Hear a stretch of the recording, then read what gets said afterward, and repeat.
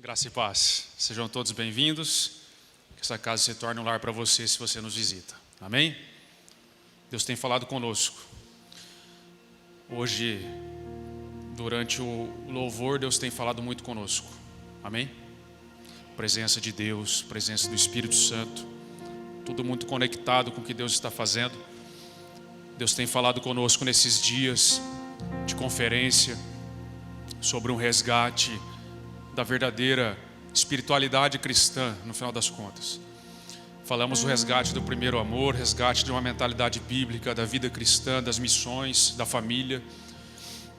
E hoje eu quero continuar com vocês, não apenas eu, creio que Deus quer continuar conosco, falando sobre essa questão do resgate da espiritualidade cristã. Tema para mídia, a verdadeira espiritualidade. Se você quiser abrir comigo Evangelho segundo Lucas, capítulo 9. Aí eu esqueci um dia. Me ajuda aí, mídia, que eu marquei errado. É verso 21? Verso 21. Lucas 9, 21. Comecei bem, né? O texto principal já anotei errado. Vocês imaginam onde vai parar isso aqui. Lucas 9, do 21 em diante.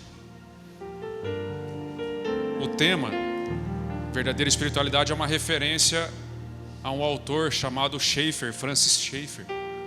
O sermão é baseado num livro dele, que se chama Verdadeira Espiritualidade. Schaeffer foi um pastor presbiteriano, filósofo, palestrante mundial muito famoso no século XX. Vale a pena, se você puxar alguma obra dele, todas elas são muito boas. Fica a dica de leitura. Vamos lá? Diz o texto assim: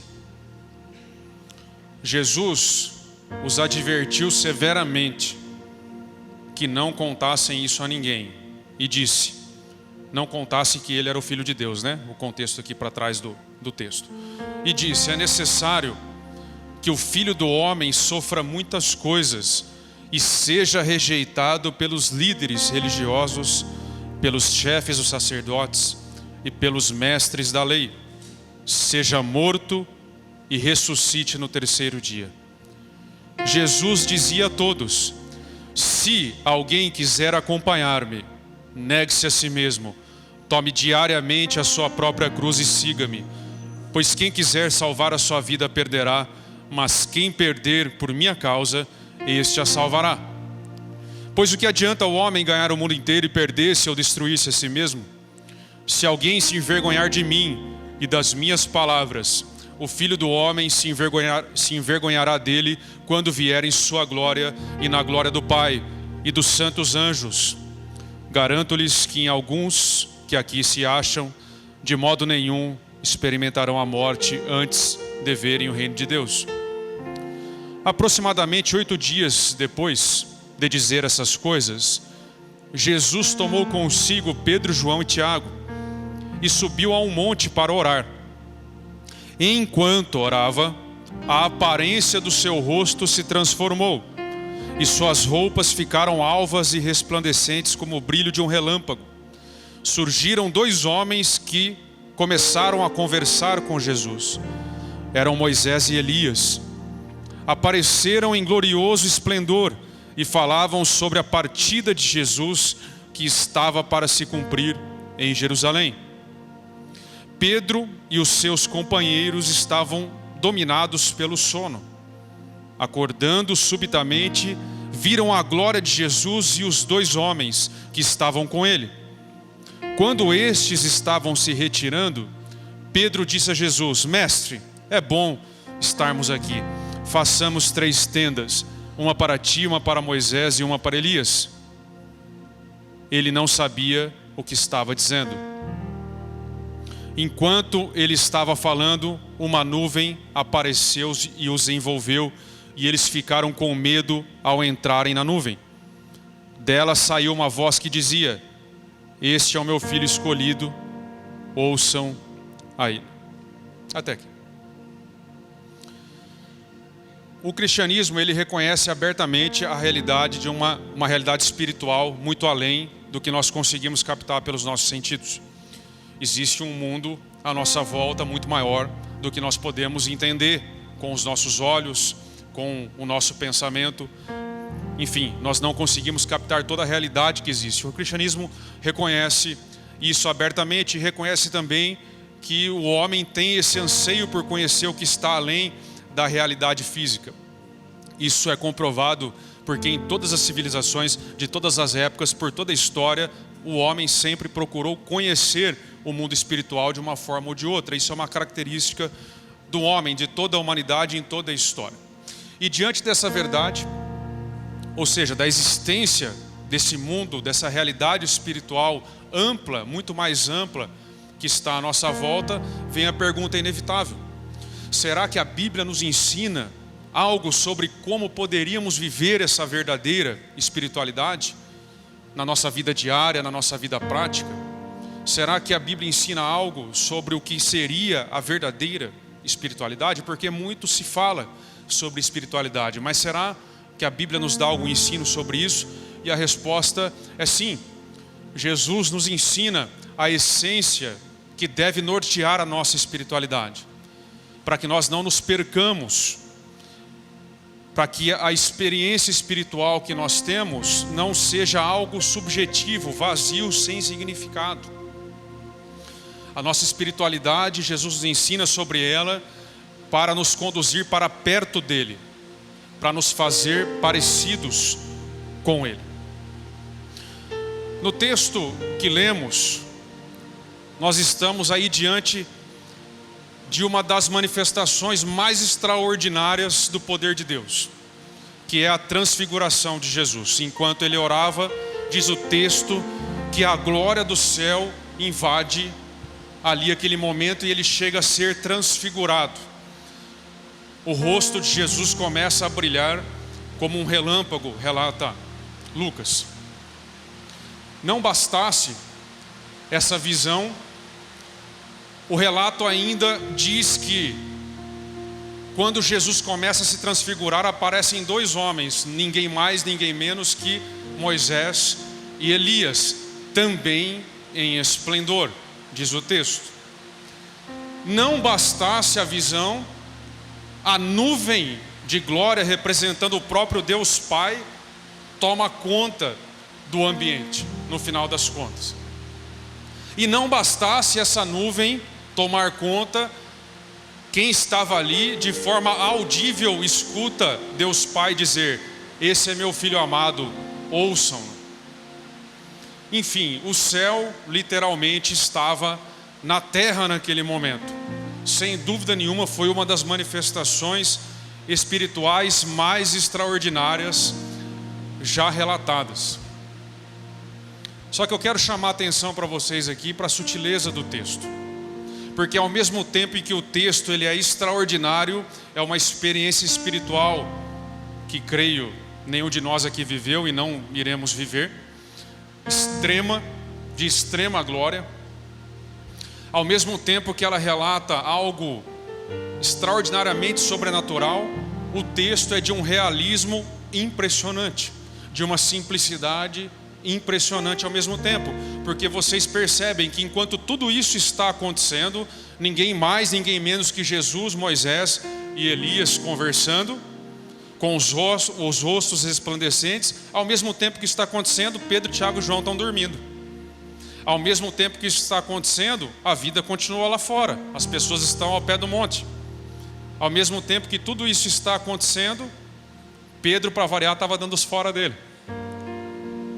As coisas comuns continuavam acontecendo, porque você percebe que Lucas, se a sua tradução é uma tradução boa, vai estar entre parênteses. Ele não sabia o que estava dizendo sobre a proposta de Pedro para todo mundo ficar.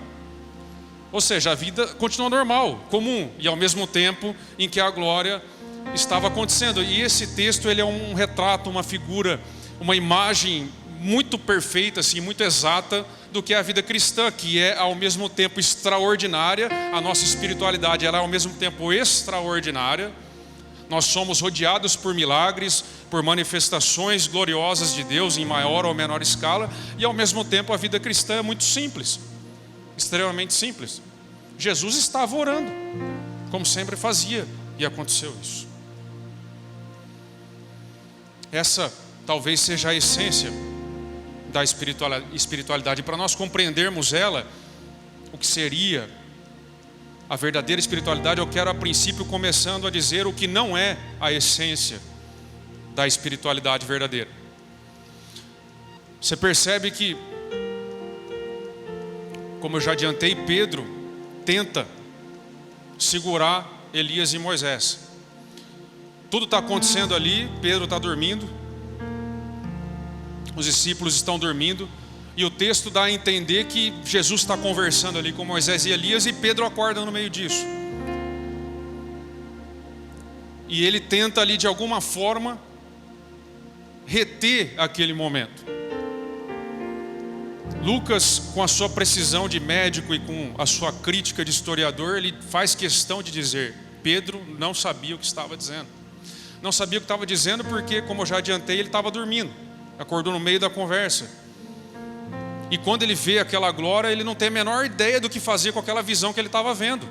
Você imagina, você está dormindo, você acorda, está Jesus, Moisés e Elias conversando na sua frente em esplendor. O que ele faz?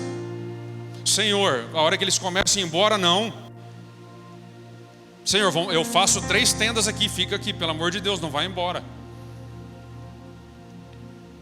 O texto já diz que essa atitude de Pedro era uma atitude que não deveria ter sido feita. Porque assim como nosso irmão Pedro, querido Pedrão, sempre nos representando, tenta reter a experiência espiritual a qualquer custo. Assim como Pedro, a nossa tendência, quando a glória de Deus se manifesta de uma forma mais intensa, é que nós tentemos de alguma forma reproduzir aquele momento em outro momento. Mas a verdade é que quando a glória de Deus passa, um monte é apenas um monte. O monte que eles estavam orando recebeu a glória de Deus, mas depois que eles desceram, que a nuvem foi embora, era apenas um monte. Não tinha como reproduzir aquilo, nem controlar, e nós também não temos esse poder de controlar e provocar por nós mesmos a manifestação de Deus. Ela acontece quando Deus soberanamente deseja. Pedro queria reter aquela experiência, aquele momento, porque talvez tenha passado na cabeça de Pedro que aquilo seria a essência da verdadeira espiritualidade. A hora que Pedro acorda e vê aquela imagem gloriosa, ele deve ter pensado: bom, agora eu atingi o auge da espiritualidade e eu preciso ficar aqui. Eu preciso de alguma forma manter isso aqui na minha vida, eu preciso ficar aqui, então façamos tendas e fiquemos aqui, porque é bom demais isso aqui. Eu não posso mais viver em outro lugar que não seja aqui. Mas nós precisamos lembrar que na sequência do texto, depois que esse momento passa, existiam dezenas de pessoas ao pé do monte necessitadas, em que Jesus desce e começa a curar, expulsar demônios e atender essas pessoas. Ou seja, a realidade continua depois, porque a vida cristã, a espiritualidade cristã, ela é ao mesmo tempo extraordinária e ao mesmo tempo é simples. Não dava para ficar ali o tempo todo, como Pedro queria. Não estou dizendo que é errado você desejar por uma manifestação de Deus, ao contrário. Penso eu que para que ela, de fato, encontre um lugar, nós precisamos, a primeira coisa, talvez a única coisa que possamos fazer é desejá-la. Precisamos desejar a Deus, mas a manifestação do milagre e da glória de Deus definitivamente não é o centro da verdadeira espiritualidade.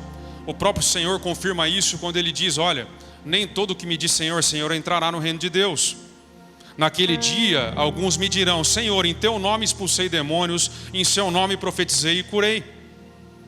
Mas esses não entrarão, porque a experiência espiritual, por mais extraordinária que seja, ela pode ser tão vazia ao ponto de não significar nada para a pessoa, ao ponto de não mudar nada quem está sendo usado para aquilo. Isso é um alerta para nós, que nós precisamos amadurecer na realidade espiritual que nos cerca, que pode se manifestar de uma forma extraordinária ou não, mas para ser bíblica, ela precisa sempre nos conduzir a um caminho prático conectado com a palavra e com a vontade de Deus. Caso contrário, ela vai ser apenas uma experiência pela experiência, nunca pode ser o centro da nossa espiritualidade. Sabendo nós agora o que não seria o centro da verdadeira espiritualidade, vamos passar para o que é. O texto responde. Volta no texto comigo ali, ó. Diz assim a palavra: surgiram dois homens, presta bem atenção, surgiram dois homens que começaram a conversar com Jesus. Eram Moisés e Elias. Apareceram em glorioso esplendor. Olha comigo aqui agora, ó. E falavam sobre o quê? Sobre a partida de Jesus, que estava para se cumprir em Jerusalém. Moisés, Elias e Jesus estavam conversando sobre o quê? Partida de Jesus. Em outras palavras, sobre os sofrimentos, a morte e a ressurreição que se daria, que Jesus adiantou nos versos anteriores quando começamos a ler, 8 dias antes. Eles estavam falando da carruagem de Elias de fogo? Eles estavam falando sobre o mar vermelho que Moisés abriu? Sobre o maná? Sobre a vitória de Elias sobre Jezabel? Sobre todas essas coisas fantásticas que Elias e Moisés operaram? Eles falavam dos dias que viriam, dos sofrimentos, da morte e da ressurreição de Jesus, que aconteceria em Jerusalém. O argumento é muito forte, porque Moisés representa a lei, Elias representa os profetas, a lei e os profetas, e Jesus é o cumprimento de ambas. E eles conversavam sobre o que nós estamos falando aqui hoje: sofrimentos, morte e ressurreição. A visão, por mais gloriosa que fosse, falavam dos sofrimentos de Cristo, e não do abrir do mar vermelho, que às vezes chama mais nossa atenção do que a crucificação de Jesus. Porque Elias, Moisés e o próprio Cristo sabiam bem que a maior manifestação da glória de Deus se deu na cruz do Calvário. A maior manifestação da glória de Deus se deu quando o soldado romano teve que reconhecer: de fato esse era o Filho de Deus. Porque ali naquele momento histórico, na plenitude dos tempos, no auge da história, o Cordeiro de Deus enfim era sacrificado para tirar os pecados do mundo. Ali acontecia de fato a união do céu com a terra, e era sobre isso que a lei, os profetas e o próprio Cristo conversavam. Então aqui está a essência da verdadeira espiritualidade, em perspectiva: sofrimentos, morte e ressurreição. O apóstolo Paulo, talvez ciente dessa passagem por meio de Lucas, que era muito próximo de Paulo, tenha dito lá na carta aos Filipenses, Filipenses 3:10. Olha o que Paulo diz: o que eu quero é conhecer a Cristo e o poder de sua ressurreição. O que eu quero é tomar parte nos seus sofrimentos e me tornar como ele na sua morte, para de algum modo alcançar a ressurreição dos mortos. Paulo está repetindo exatamente o que Jesus disse naquele monte, o que Elias, Moisés e Jesus conversavam. O texto ele é extraordinariamente sobrenatural e extraordinariamente realista. Diante de toda aquela glória, eles falavam sobre os dias que viriam da paixão de Cristo. É como se Elias, Moisés e Jesus concordassem que todas as maravilhas que aconteceram, todos os milagres que foram operados por meio dos profetas e por meio de Moisés, tudo isso estava conectado com aquele evento máximo da glória de Deus. Tudo o que aconteceu anteriormente na história de Israel, por mais extraordinário que fosse, está conectado com aquele momento, o auge. A finalidade de toda a história de Israel era para revelar o Messias e ele revelar a sua glória na plenitude dos tempos, quando ele sobe a cruz do Calvário. Aí está o centro da espiritualidade, e isso nos ensina algo muito prático. Diz para mim e para você o seguinte: que nós podemos ter quantas experiências extraordinárias Deus puder nos dar. Você pode até andar na carruagem de fogo de Elias, se Deus assim quiser que você ande. Mas jamais se esqueça do que Moisés e Elias sabiam bem, que o centro da espiritualidade da vida cristã é o sofrimento, a morte e a ressurreição de Cristo. Por mais experiências que tenhamos, ela não pode estar conectada desse fato, porque nem mesmo a lei e os profetas, quando desceram para conversar com Jesus, não falaram de outra coisa senão desse momento que viria. Esse é o centro da verdadeira espiritualidade cristã. É em cima dessa base sólida, inquebrável, segura, revelada, que nós devemos também construir a nossa espiritualidade todos os dias, que é seguir a Jesus, como Ele nos convida no texto, e Ele fala que, ao nos convidar, Ele deveria ser rejeitado, sofrer e morrer, e em seguida Ele diz: olha, aquele que quiser me seguir, tome também a sua cruz e venha após mim. Por qual caminho? Pelo caminho também do sofrimento, da rejeição, da morte e da ressurreição. Esse é o caminho estreito pelo qual o nosso Mestre nos convida a caminhar. Não é por outro. É por meio dessa trilha estreita, desse caminho apertado, que Jesus nos convida, e Ele é muito sincero ao nos convidar. Nós vamos ver aqui então 3 aplicações para a gente finalizar, amém? Diz assim a primeira: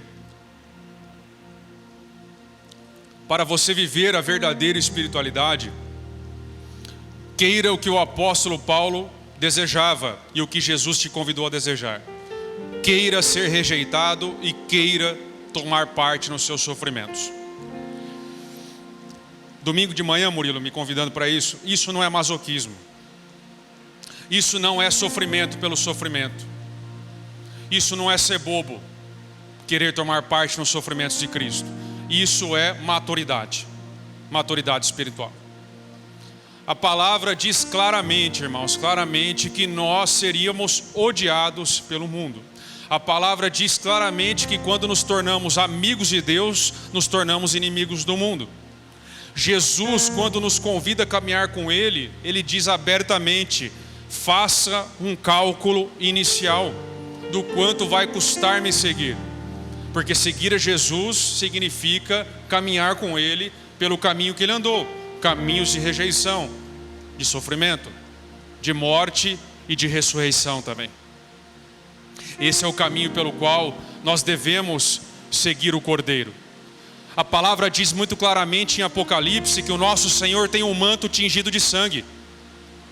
Só que esse sangue que tinge o manto de Jesus e que tinge o nosso futuro de branco, ele não é o sangue dos inimigos de Cristo, é o sangue do próprio Cordeiro. Porque nós somos chamados a resistir pacificamente, nós somos chamados a dar a outra face, nós somos chamados a não resistir o perverso, nós somos chamados a testemunhar da verdade e, se for necessário, até a morte, por isso pacificamente. Por isso nós somos presas fáceis, por isso os nossos irmãos sofreram morte sem resistência, porque esse é o nosso chamado. A nossa luta não se dá nos moldes do Israel histórico, quando era uma nação, em que saía para a guerra, pegava em armas, porque naquele tempo havia uma nação política. Hoje nós somos chamados a resistir e a testemunhar pacificamente. O cristianismo sempre vai ser odiado, porque o cristianismo chama a verdade para si. Nós dizemos que o que pregamos é a verdade, e ao dizermos que é a única verdade, nós colocamos todas as demais como mentira. Nós não aceitamos nada que vá contra o que afirmamos. Nós dizemos abertamente que Deus criou o mundo, que o homem caiu em pecado, que o Filho veio redimir esse mundo e que Ele voltará para julgar. Qualquer coisa que vá contra isso nós dizemos e afirmamos e colocamos como fábulas, como mentiras. Para nós essa é a verdade, e apenas aquele que tem o Espírito Santo é capacitado a crer nessa verdade e viver essa verdade. Nós não cremos num livro de filosofia. Nós cremos na verdade. E aquele que não tem o Espírito nos odeia por isso, porque em terra de cego, quem tem um olho é mais odiado ainda. É perseguido, é morto, espancado. Nós temos algo que o mundo não tem. Nós reprovamos as obras que eles praticam. E nós somos odiados por isso. Amado, ser cristão nunca foi brincadeira. Nunca foi brincadeira. Ser discípulo de Jesus nunca foi um passeio no parque. Nós, ao longo da história, a igreja ao longo da história, em especial nos últimos 100, 200 anos, foi criando essa realidade, esse cristianismo ilusório, mas ele jamais foi isso. Tomar uma decisão de seguir a Jesus sempre significou colocar-se em risco. Sempre significou uma decisão que comprometia os seus bens, sua família e a sua própria vida, no final das contas. Nós precisamos perder essa visão romântica de Jesus. Jesus não era, falei isso na conferência, Jesus não era uma pessoa, um cara fofo, coração. Ninguém crucifica um cara fofo. Jesus era uma ameaça para Roma, de alguma forma. Paulo era uma ameaça para Roma, de alguma forma. E a igreja continua sendo uma ameaça para esse mundo ainda, ou deveria ser, porque compete a nós acusar e reprovar esse mundo que já está condenado. Não é brincadeira. E diante disso, nós precisamos estar preparados para tomar parte no sofrimento de Cristo. Nós precisamos, como diz o autor de Hebreus, estar preparados para permitir que os nossos bens sejam confiscados em favor do reino. Faz parte do cálculo inicial que Jesus nos manda fazer. E eu preciso dizer isso para mim mesmo e para vocês com todo amor. Se nós não estamos dispostos a isso, era melhor nem ter começado, nem ter pego o arado. Se nós não estamos dispostos a perder a própria vida em favor de Jesus, era melhor não ter começado. Porque ele mesmo disse que aquele que lança a mão do arado e olha para trás não é digno do reino. Tem um cálculo a ser feito. Nós precisamos estar cientes disso. Deixa eu dizer uma coisa para você. Você não precisa ser um mártir para ser um cristão. Não é isso que eu estou defendendo. Você não precisa dar a sua vida obrigatoriamente para se tornar um cristão, para viver a verdadeira espiritualidade. Longe disso. Talvez Deus nunca peça isso para você. Aliás, talvez Deus peça muito pouco para nós. Talvez no ambiente que nós vivemos ainda de relativa tolerância em relação ao cristianismo, que graças a Deus todos nós vivemos, e devemos orar para que assim permaneça, talvez Deus não nos peça isso. É provável que não peça. Mas a questão não é essa. A questão é que quando você inicia a sua vida cristã, quando você decide seguir a Jesus, ainda que que Deus não te peça isso, você precisa estar disposto a entregar. Quando você inicia a sua vida cristã, você precisa estar disposto, você precisa estar ciente de que talvez Deus peça até mesmo a sua própria vida. E precisa estar ciente que nem isso você pode negar a Ele. Talvez Deus peça os seus bens. Talvez Deus peça coisas a você que são muito importantes para você. Talvez Deus peça e pede para que abandonemos muitas coisas. É preciso estar disposto a tomar a própria cruz. É preciso estar disposto a negar-se para segui-lo. É preciso estar disposto a caminhar pelo caminho do sofrimento, da morte e também da ressurreição. Ainda que Deus não nos chame, não peça a nossa vida, não peça nossos bens, quando começamos a caminhar com Ele, é preciso estar disposto a entregar tudo a Ele. Jesus disse abertamente: aquele que não renuncia a tudo não pode ser o meu discípulo. Não pode, não porque ele não quer, é porque não vai suportar. Não há possibilidade prática. Porque se chegar uma hora em que Deus pedir algo para você e você tiver que recuar, e na vida de todos nós sempre vai chegar um momento em que Deus pede algo que é muito importante para nós. E nessa hora você não pode recuar. Nessa hora nós precisamos passar para o segundo ponto que vamos começar. Você precisa morrer para si mesmo. Para você viver a essência da verdadeira espiritualidade, esteja disposto, depois de ser rejeitado e sofrer, a morrer por Cristo também. Segundo ponto. E por que você precisa morrer? A razão é muito simples. Só ressuscita quem morre. Se você não morrer, você não pode ressuscitar. E não adianta nada sofrer e morrer se não for para ressuscitar depois. O cristianismo, a dose certa do cristianismo, e quem trabalha com questões de medicamentos, de farmácia, sabe que a dosagem é essencial. A dose certa de cristianismo, ela é cavalar. Ela precisa te matar para depois te trazer de volta. Cristianismo, você não pode pegar um ponto ou outro que você gosta e tentar aplicar na sua vida. Sabe o que acontece se você fizer isso?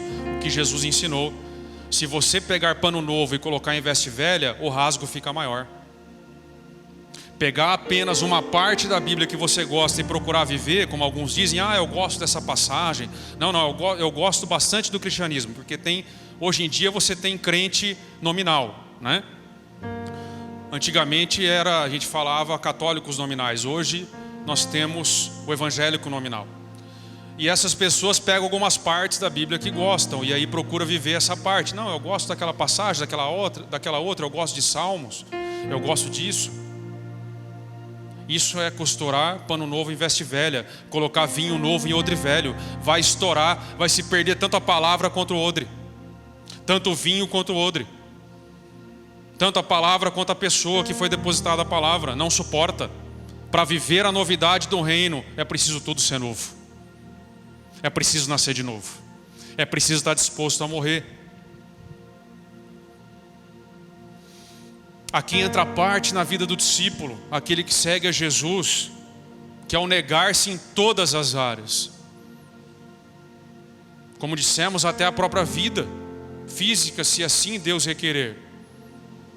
Mas enquanto Deus não nos pede isso, e provavelmente não nos pedirá se tudo continuar como está, no caso aqui morrer, nós podemos usar como santificar-se, separar-se, morrer para o mundo e deixar que o mundo morra em nós também.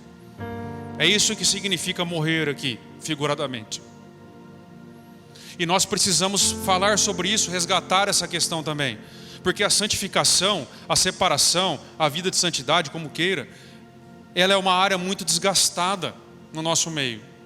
E ela é desgastada porque nós a tratamos muito superficialmente.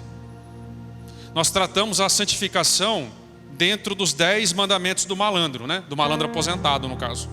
Quais são os 10 mandamentos do malandro aposentado? Você não pode beber, você não pode fumar, você não pode usar droga, não pode ouvir música do mundo, não pode falar palavrão, você não pode ser um comédia, não furar os olhos do amigo, e você não pode matar. Isso é santificação para a maioria das pessoas. Já ouviram falar de aposentadoria de malandro? É isso. Quem que não faz isso aqui, irmão? Isso aqui é óbvio. Qualquer pessoa que se preze, vamos dizer, não vai encher a cara, não vai usar droga, não vai fazer tudo que se foi relatado aqui, não vai matar ninguém. Não é isso que é santificação. Santificação, em primeiro lugar, irmãos, é algo assim, é o melhor talvez do que nós podemos viver como filhos. Porque santificação, em primeiro lugar, é uma posição que Deus te colocou se você creu. É estar em Cristo. É a separação do seu povo do resto do mundo. Quando o Cordeiro compra um povo para si, Ele está nos santificando, nos colocando numa posição de salvação. E todo aquele que creu verdadeiramente, se arrependeu dos seus pecados, creu na obra do Calvário, confiou na justiça do Filho para ser salvo, e recebe a absolvição da culpa do seu pecado, entra nessa posição de santificação, está separado do mundo. E em segundo lugar, santificação é a retirada do mundo de dentro de nós. Primeiro Deus nos retira do mundo e depois tira o mundo de nós. Paulo diz isso em Gálatas: eu já morri para o mundo e o mundo também está morto para mim, está crucificado para mim. A santificação, irmãos, é uma disposição plantada no fundo do seu peito por Deus, do discípulo verdadeiro. Uma disposição, uma vontade incontrolável de ser igual a Jesus. É uma vontade incontrolável de ser quem você foi recriado para ser no seu novo nascimento.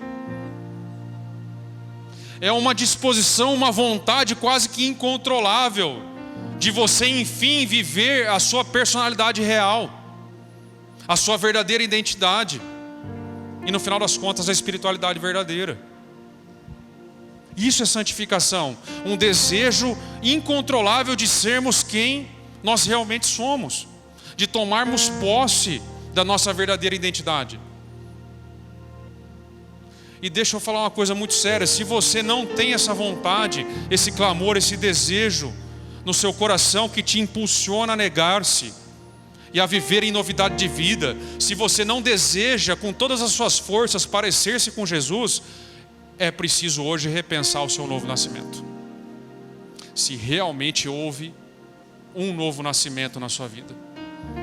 Porque se assim você não deseja, será que realmente você nasceu de novo? Do que se trata isso? Nasceu de novo para quê?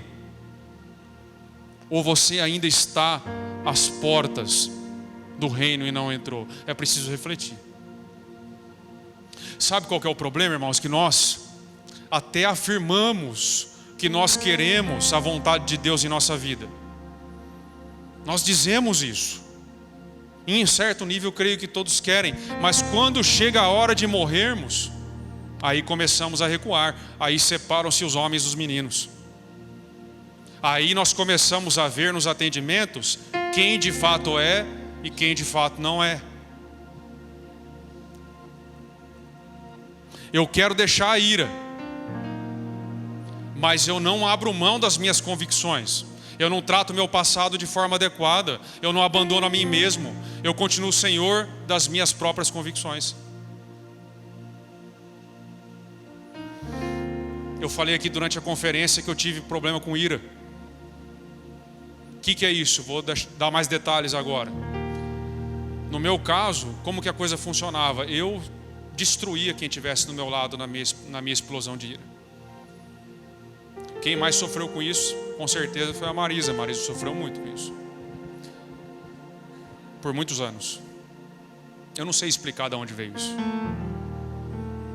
Mas teve um dia em que eu estava voltando de um culto. Olha a espiritualidade. Um novo nascimento. A necessidade de conversão. De arrependimento. Estava voltando de um culto. E eu morava perto da igreja, mas nesse pequeno trajeto eu consegui destruir ela. Ela falou alguma coisa que eu não gostei, e eu reagi de uma forma assim, horrorosa, vergonhosa. Dá vergonha de contar, até. Mas eu decidi contar para que você possa ser edificado. Vergonhosa, com palavrões, com gritos, com ofensas, ao ponto de magoar de uma forma profunda, sem a menor necessidade a pessoa. É assim que eu reagia muitas vezes. Aquilo era algo incontrolável. Eu acho que se expulsasse o demônio de mim nessa hora, saía eu. O demônio ficava. Horroroso. Horroroso. Uma linguagem do inferno. E nesse dia eu cheguei em casa, e assim, quem passa por isso, quem tem esse problema, na hora que você faz, depois que você faz, você fica 15 vezes pior que a pessoa que você destruiu. Você fica mais destruído ainda, porque aí você fica com vergonha, você fica se sentindo desqualificado, você vira, enfim, você quer morrer, né? A verdade é essa. Quer morrer fisicamente, né? Mas pro seu pecado não morre, né? Miserável, né? Vai levando em frente. E nesse dia eu cheguei em casa, naquele estado, e eu fui ao meu quarto, e eu ajoelhei e falei: Senhor, chega, não dá mais. Eu vou iniciar aqui um jejum total. E Senhor Jesus, eu prefiro morrer fisicamente, de sede, de fome, se o Senhor não tocar em mim. Eu não quero mais viver assim. Marcos 3 diz que muitos se esforçavam por tocar em Jesus para ser curado. E eu creio que todo aquele que toca em Jesus é curado. E eu cheguei aquele dia e fiz esse compromisso. E falei: Senhor, eu não vou beber nada. Eu não vou comer nada. Eu preciso morrer. O Senhor precisa, a palavra precisa me matar de uma vez por todas nisso. E eu fui dormir, mas de madrugada já, 1h da manhã. Acordei bem cedo para trabalhar. 7 horas da manhã, 7h30 eu estava na porta do escritório. A hora que eu chego no escritório, quem que está lá? O Paixão aqui da igreja, Júnior Paixão. Pensei comigo: miserável, já vai me pedir alguma coisa. Eu nesse estado, já veio aqui para atender, aconteceu alguma coisa, eu nessa situação. Porque quando você faz essas coisas, você não quer atender ninguém. Quem lidera sabe disso. Porque você se sente desqualificado. Você fica pensando: como é que eu vou aconselhar uma pessoa no estado que eu estou? E ele está precisando de mim. Vai me sugar o que eu não tenho. Aí entramos, sentamos, pois não. E ele disse: não, só vim te deixar uma palavra. A mesma palavra que eu li na madrugada e fiquei com ela. Agora já não sou mais eu quem vive, é Cristo que vive em mim. Exatamente a mesma palavra. Ele falou: vim aqui orar. Acho que dava para ouvir os barulho de corrente caindo assim. E ele orou comigo e me deu essa palavra, e essa palavra atravessou meu coração. Ela atravessou o meu coração e tudo que eu sou. E nunca mais, a partir daquele dia, eu tive nenhuma explosão de ira. Há muitos anos atrás. Quase 10 anos atrás. Porque Deus é poderoso para fazer a obra em nós. Dele é o querer e dele é o realizar em nossa vida.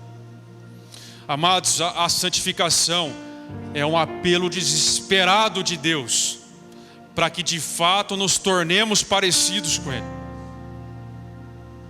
Nós precisamos desejar isso. Nós precisamos nos esforçar, entre aspas, para ficar perto de Jesus. Você vê que esforço imenso que eu fiz? Jejuei 5 horas. É porque depois que Deus fez aquilo lá, eu parei de jejuar também, né? Já tinha feito a cura.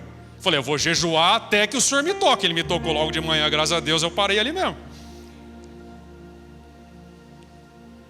Porque vocês acham que nosso pai ia deixar... Olha a loucura que eu fiz. Você acha que eu ia jejuar até morrer? A questão não é essa. A questão é a vontade que nós precisamos demonstrar a Deus de sermos igual a Ele. Eu creio que é isso que faz a diferença. Jesus nos disse o seguinte, que Ele não pôde operar muitos milagres por conta da incredulidade de alguns na sua terra. Isso conta para Deus. O jeito que nós nos comportamos diante dEle. A santificação é um apelo de Deus para que nós coloquemos as roupas adequadas para a festa do Cordeiro. A festa que nos aguarda no reino do Pai, na mesa de Deus, na mesa do Rei. É para que nós alinhemos a nossa atitude com a nossa nova personalidade, com o que somos. Olha o que Paulo diz em Efésios: porque vocês são luz, andem na luz. Não é andem na luz para serem luz, é porque vocês são, andem na luz. A santificação é um chamado para que nós alinhemos a nossa conduta à personalidade que Deus nos deu, à condição que Deus nos deu de filhos, de luz em meio às trevas. Deus nos fez luz, devemos andar na luz. Nós somos posicionados por Deus nisso. A palavra diz lá em João, 1 João, todo aquele que tem essa esperança, ou seja, a esperança de salvação, purifica-se a si mesmo, assim como ele é puro. O apóstolo Pedro diz, citando o Levítico, repetindo: sejam santos porque ele é santo. E aí vem a pergunta: por que eu tenho que ser puro? Ou seja, não misturado com as coisas do mundo. Ser puro é isso, não ter mistura com as coisas do mundo. Ser puro em relação à palavra de Deus. Por quê? Porque Jesus assim é, e nós somos chamados a sermos como Ele. É só por conta disso. Santificação não é moralismo barato. Santificação não é obediência de 100 regras. Dá 5 passos para isso. Santificação é muito maior do que isso. Vai muito mais além. É o grande privilégio de sermos feitos como filho, de sermos como Ele é, porque Ele é puro, porque assim Ele age, nós também devemos agir. É só por isso. É só por isso. Não é uma questão puramente moral. Aliás, quem vive a vida cristã e obedece na força do braço, não é cristão, é moralista. O cristão verdadeiro santifica-se na força do Espírito, como diz em Romanos, porque se pelo Espírito vocês fizerem morrer as obras da carne, viverão. É pelo Espírito Santo, é na força do Espírito Santo, é pedindo que Ele nos mude, é fazendo todo o esforço possível para mudar junto com Ele. Amém? Por favor, seja quem Deus chamou você para ser. Esse é o pedido do teu Pai hoje. Ele te fez filho, se você creu. Por favor, viva a vida que Ele te colocou para viver. Ande na luz, porque você foi feito luz. Terceiro ponto para finalizar. Para viver a essência da verdadeira espiritualidade, após morrer, é preciso ressurgir com Ele. Diz assim 1 Coríntios 15:17: e se Cristo não ressuscitou, inútil é a fé que vocês têm, e ainda estão em seus pecados. Vou ler de novo. E se Cristo não ressuscitou, inútil é a fé que vocês têm, e ainda estão em seus pecados. Se a gente interpretar esse versículo ao contrário, então se Cristo ressuscitou, a nossa fé é útil e não estamos mais em nossos pecados, amém? E Ele ressuscitou, amém? Ressuscitou para nós, ressuscitou verdadeiramente. Ele ressuscitou, então nós podemos viver com Ele porque Ele ressuscitou. Esse é o processo da verdadeira espiritualidade. Nós fazemos o que Deus nos pede, somos rejeitados, morremos, e depois, quando pensamos que tudo está perdido, ressurgimos com Ele no final. Esse é o caminho. Essa forma de pensar, ela precisa invadir todas as áreas da nossa vida, porque nós continuamos dependendo de Deus para fazer tanto o querer dEle, quanto o seu efetuar. E porque nós temos essa garantia de Deus, é possível fazer. Para que nós possamos viver o poder da ressurreição, como Paulo disse: tudo que eu quero viver, o poder da sua ressurreição, tomar parte nos seus sofrimentos e morrer a sua morte, para que de alguma forma eu alcance a ressurreição. O que Paulo está querendo dizer? Para que nós possamos viver isso na vida daqueles que seguem de fato a Jesus, você precisa hoje entender o que Deus está fazendo na sua vida, onde é exatamente que Deus está caminhando com você. O que está acontecendo agora com você que creu? Nós não estamos perdidos, soltos no processo. Deus nos revelou o que Ele está fazendo conosco. Veja bem, nós fomos salvos da culpa do pecado na cruz do Calvário. Quando você crê em Jesus, olha, não, eu consigo reconhecer que aquele carpinteiro, há 2000 anos atrás, subiu naquela cruz por minha causa, para pagar a conta do meu pecado. Veja, essa informação, para muitas e muitas e muitas pessoas, é uma afirmação maluca, não faz o menor sentido, não tem a menor lógica. Muitos rejeitam completamente essa verdade. Eles não creem, em outras palavras. Mas se você creu nessa verdade, se você foi convencido pelo Espírito Santo dessa verdade, então quer dizer que você foi livre da culpa do pecado, ou justificado. Você foi absolvido da culpa do pecado, porque havia uma condenação sobre a nossa cabeça. No Calvário, não era um processo penal romano apenas, era o processo penal de Deus contra a humanidade, no qual Ele condena o pecado nas costas de Jesus. E lá, naquele momento histórico, se você creu, é como se você tivesse sido crucificado junto com o Filho, no lugar dele. É como se você estivesse lá. Ele nos substituiu na pena que nos era devida. Isso é crer para a justificação, é ter fé para a justificação. Quando você crê nisso, é de uma vez por todas. Você é absolvido, mas a vida cristã não para por aí, porque você continua sendo salvo, você continua vivendo. Agora, o que Deus está fazendo nesse momento na sua vida? Ele está te libertando, não da culpa do pecado mais, porque isso foi quando você creu para a salvação. Agora Ele está te libertando do poder do pecado sobre a sua vida,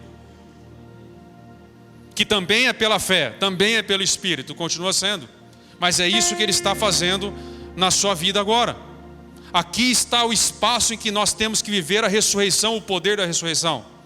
Porque nós morremos com Cristo pela fé, e agora precisamos ressurgir com Ele e viver em novidade de vida. E futuramente, quando você fechar os seus olhos, se Jesus não voltar antes, você continuará sendo salvo. Quando estivermos no lar definitivo, ainda pela fé, viveremos longe da presença do pecado. Então fomos salvos da culpa do pecado, estamos sendo salvos do poder do pecado e seremos salvos da presença do pecado. Tudo será perfeito lá. É isso que está acontecendo com você. É preciso compreensão que no atual momento Deus está te livrando do poder do pecado. Salvação não é algo simples, é algo complexo no sentido de ser várias etapas. Então é certo dizermos que fomos sim salvos. É certo dizer que ainda estamos sendo e que ainda seremos. E essa luta contra o pecado e contra tudo que é contrário ao caráter de Cristo precisa ser vivido hoje ainda, por meio do sofrimento, da morte e da ressurreição, que é o caminho da verdadeira espiritualidade que Cristo nos convida. Aquele que quiser me seguir, tome a sua cruz e venha após mim. Ministério de música, por favor. Deixa eu dizer um excelente exemplo do que é ressurreição, da diferença de morte e ressurreição. O apóstolo Paulo diz assim, olha, preste bem atenção comigo. Aquele que roubava, não roube mais. Antes trabalhe e reparta com o que tem e com o que precisa, com aquele que precisa. Vocês percebem? Ó? Aquele que roubava, não roube mais, negue-se a si mesmo. Mas trabalhe, sustente-se a si mesmo. Mas não apenas isso, não viva só para você mesmo. Além de trabalhar e ganhar o seu próprio dinheiro, reparta com aquele que precisa. Vai muito além a vida cristã do negar-se.